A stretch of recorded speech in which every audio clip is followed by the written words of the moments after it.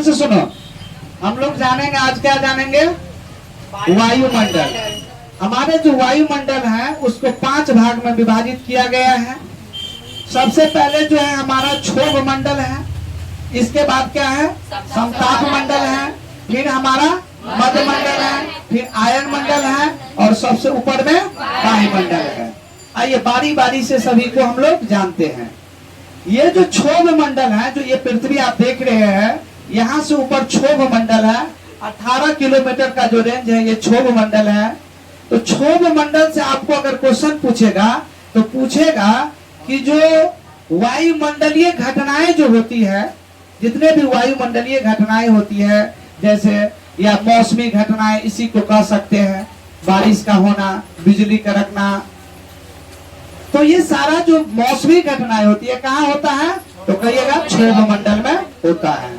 दूसरा है कि सबसे ज्यादा डेंसिटी, इसका जो घनत्व होता है क्षोभ मंडल का सबसे अधिक होता है। और ग्रीन हाउस इफेक्ट जो है ना, ग्रीन हाउस इफेक्ट बताए थे ना, कि सूर्य की जो किरण है पृथ्वी पे आके और हमारे जो वायुमंडल में उपस्थित गैस है उससे टकरा कर पुनः जो है पृथ्वी पे आ जाती है। चलिए अब जानते हैं हम लोग क्या पढ़ेंगे, समताप मंडल। देखो समताप मंडल जो है, क्षोभ मंडल को संवहन मंडल भी कहते हैं, याद रखना। समताप मंडल जो है इसमें एक लेयर होता है जिसे ओजोन लेयर कहा जाता है। समताप मंडल में क्या होता है, एक लेयर आता है, उसे क्या कहते हैं, ओजोन लेयर। नामे है समताप, सम मतलब बराबर, ताप मतलब तापमान, जिसका तापमान बराबर हो, समताप मंडल। अब बताइए इसमें ओजोन लेयर जो है, ओजोन लेयर का काम है जो पराबैंगनी किरण सूरज से निकल के आती है उसको रोकने का काम करता है ओजोन लेयर। और चूंकि समताप मंडल में मौसमी घटनाएं नहीं होती है, इसी के कारण जो है एरोप्लेन जो है एक जगह से दूसरे जगह, यानी एरोप्लेन जो उड़ती है, एरोप्लेन जो परिवहन करती है एक जगह से दूसरे जगह जो जाती है, वो समताप मंडल में ही एरोप्लेन उड़ती है। तो तापमान समान रहता है समताप मंडल में, और मौसमी घटनाएं नहीं होती है समताप मंडल में। मौसमी घटनाएं कहाँ होती है, क्षोभ मंडल में होती है। क्लियर। इसके बाद जो है आपको अगला आते हैं मध्य मंडल।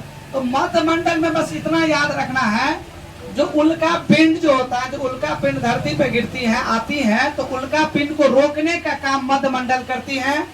ठीक है। अब आते हैं आयन मंडल। ये जो आयन मंडल है, आयन मंडल में जितना भी सैटेलाइट है, रेडियो तरंगे जो लगी है, वो सारा कहाँ है, आयन मंडल में लगा है। जितना भी रेडियो तरंग है परावर्तित होती है, सब आयन मंडल में लगा है सैटेलाइट सब। तो सैटेलाइट किस मंडल में लगा रहता है, आयन मंडल में लगा रहता है। और इसके बाद सबसे ऊपर में है वायुमंडल, जहाँ पर हाइड्रोजन हीलियम गैस सब रहता है। वायुमंडल जो है 80 किलोमीटर से अगर आप ऊपर जाते हैं तो आपको 80 से लेकर और 640, यानी 80 से लेकर 640 किलोमीटर तक तो आयन मंडल है।